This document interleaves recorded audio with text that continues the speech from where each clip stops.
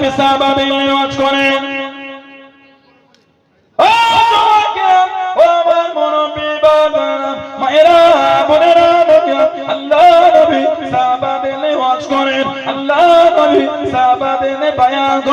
জঙ্গলে আল্লাহ নবীর সামনে চলে গেল। আল্লাহ নবীর কাছে দিকে দাঁড়িয়ে গিয়ে আল্লাহ নবীর সঙ্গে জবান নেড়ে নেড়ে কথা বলে, জবান নেড়ে নেড়ে কথা বলে। আল্লাহ নবী জিজ্ঞাসা করলেন, আল্লাহ নবী জানতে চাইলেন, ও তোমরা কি জানো বাচ্চামি নবী আমাকে কি বলে? বাচ্চামি নবী আমাকে কি বলে?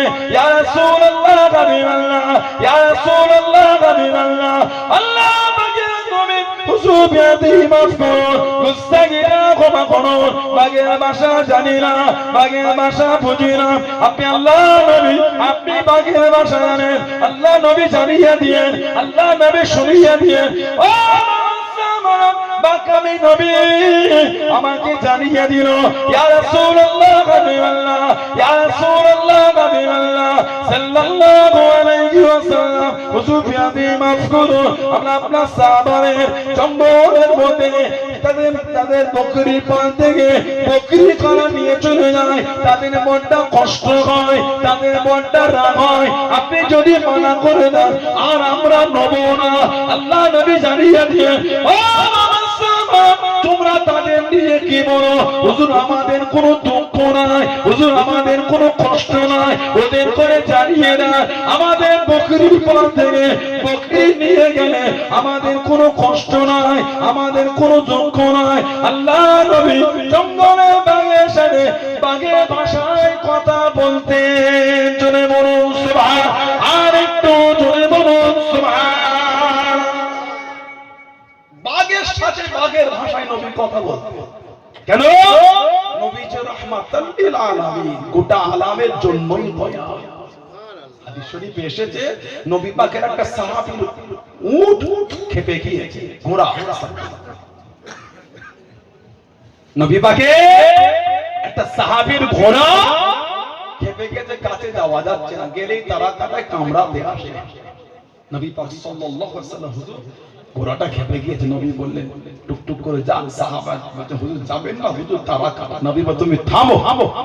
আমার নবী ঘোড়াটার কাছে গেলে আল্লাহ পাকের হুকুম, ঘোড়াটা মাথাটা নিয়ে আমার নবী পাকের কদম শরীফে ঠেকাচ্ছে। কদম আলহামদুলিল্লাহ। আমার নবী ঘোড়াটাকে কাছে নিলে কানে কানে যে আমার নবী পাক কি বলে দিলে ঘোড়াটা শান্ত হয়ে গেল। সাহাবীর কাছে নবী পাকে তাম্বি করে বললেন, খাটাও বেশি করে, ঠিক মতন খেতে দাও না, তোমার বিরুদ্ধে আমার কাছে শিকায়ত করছে। তাকে খাটাও, ঠিক মতন খেতে দাও না, তোমার বিরুদ্ধে আমার কাছে বিচার দিয়েছে। আমার নবী ঘোড়ার সাথে ঘোড়ার ভাষাতেই কথা বলতেন। আলহামদুলিল্লাহ। হাদিস শরীফে এসে আমার নবী বলেছেন, নবুয়তের আগে আজও আমি নবী মক্কা শরীফের সেই পাথরগুলিকে আমি নবী আজও চিনি, যেগুলি নবুয়তের আগে আমি নবী, আমি যখন ওদের পাশ থেকে যেতাম আমি নবী আমাকে সালাম দিত, পাথরগুলোকে আমি রাসূলুল্লাহ চিনি। সেই নবীর ভালোবাসা তৈরি করে, যে নবীর লাকাবুর রাহমাতাল লিল আলামিন, গোটা আলামের জন্য দয়া।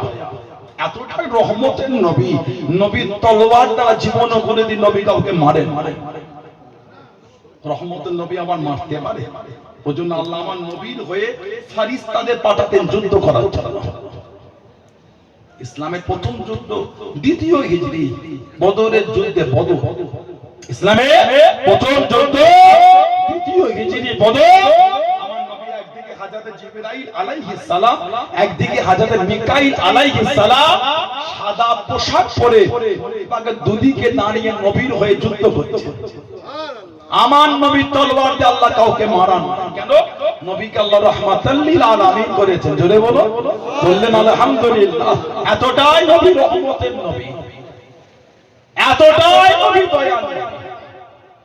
কোন নবীর জন্য আল্লাহ পাক ফেরেশতা পাঠানের যুদ্ধ করার জন্য? নবী আদম আলাইহিস সালাম থেকে নবী ঈসা আলাইহিস সালাম পর্যন্ত যত নবী রাসূল পয়গম্বর আলাইহিস সালাম আল্লাহ পাঠিয়েছে, কোন নবীর জন্য আল্লাহ ফেরেশতা পাঠানের যুদ্ধ করবে বলে?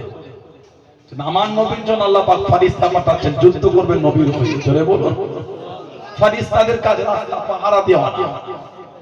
ফারিস্তাদের কাজ রাস্তা বলে পাহারা দিও না। আমাদের নবী বলে কিয়ামত পর্যন্ত মদিনা শরীফে প্রবেশ করার যে কটা রাস্তা আছে প্রত্যেকটা রাস্তায় কিয়ামত পর্যন্ত আল্লাহ পাকের ফেরেশতারা দাঁড়িয়ে দাঁড়িয়ে পাহারা দেবে। আমার নবীর বিষয়, নবী যখন রাস্তাতে হেঁটে হেঁটে যেতে সাহাবারা নবীকে ঘিরে ঘিরে নিয়ে যেতেন। আল্লাহ পাক কোরআন শরীফের আয়াত দিয়ে দিলেন, হাবিব আল্লাহু ইয়াসিমুকা মিনান নাস, সুবহানাল্লাহ বলবেন না, আল্লাহু ইয়াসিমুকা মিনান নাস, হাবিব মানুষের কাছ থেকে আমি আল্লাহ পাকে হেফাজত করব। জোরে বল, জোরে বলা গেল না? আল্লাহ নবী টুকটুক করে চলে যাচ্ছেন, আল্লাহ নবী টুকটুক করে ঘিরে ঘিরে চলে যায়। আল্লাহ নবী সাল্লাল্লাহু আলাইহি ওয়াসাল্লাম, আল্লাহ নবী রাদিয়াল্লাহু তাআলা আনহুম আজমাইন সাহাবা নবীকে ঘিরে ঘিরে নিয়ে যায়। আল্লাহ নবী দাঁড়িয়ে গেলেন, আল্লাহ নবী দাঁড়িয়ে গেলেন। ও সাহাবা, আমি নবী এত কাছে কেন চলে, এত কাছে কেন যাও, এত ঘেসে ঘেসে কেন যাও, একটু দূরে চলে যাও, একটু দূরে চলে যাও। আল্লাহ নবী জানিয়ে দিয়ে এত কাছে কাছে এসো না, এত ঘেসে ঘেসে হাঁটো না, সামনের দিকে আগিয়ে নাও, পিছনে দূরে চলে যাও, ডান দিকে দূরে চলে যাও, বাম দিকে দূরে চলে যাও। আল্লাহ নবী জানিয়ে দিয়ে, আল্লাহ নবী শুনিয়ে দিয়ে, ও فإن هذا مقام الملائكة فإن هذا مقام الملائكة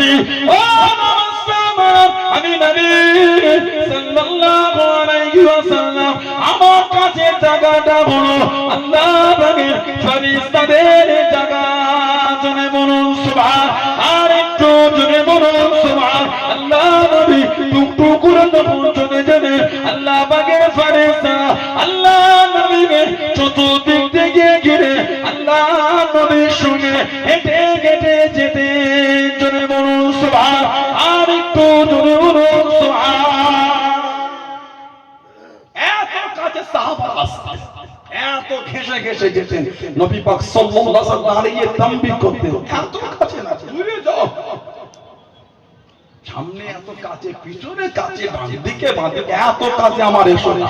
সাহাবারা সামনে একটু বেশি করে আগিয়ে যাও, পিছনে একটু দূরে যাও, ডান দিক বাঁ দিকে দূরে দূরে সরে যাও, ফাঁকা করে দাও।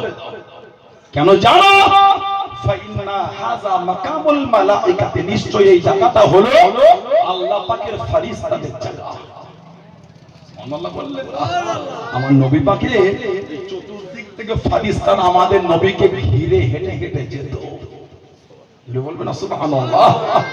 সাহাবাদের নবী বলতেন আমার কাছে আছে এসো না, একটু দূরে দূরে যাও, এই জায়গাটা হচ্ছে আল্লাহর ফেরেশতাদের জায়গা। বলুন না সুবহানাল্লাহ? সেই নবী পাক সাল্লাল্লাহু আলাইহি ওয়াসাল্লাম এত বড় আল্লাহর রহমতের নবী, আমাদের নবীকে আল্লাহ বলেছেন এতটাই নবী দয়ালু নবী। কাফেররা সাহাবাদের বলতো, কাফেররা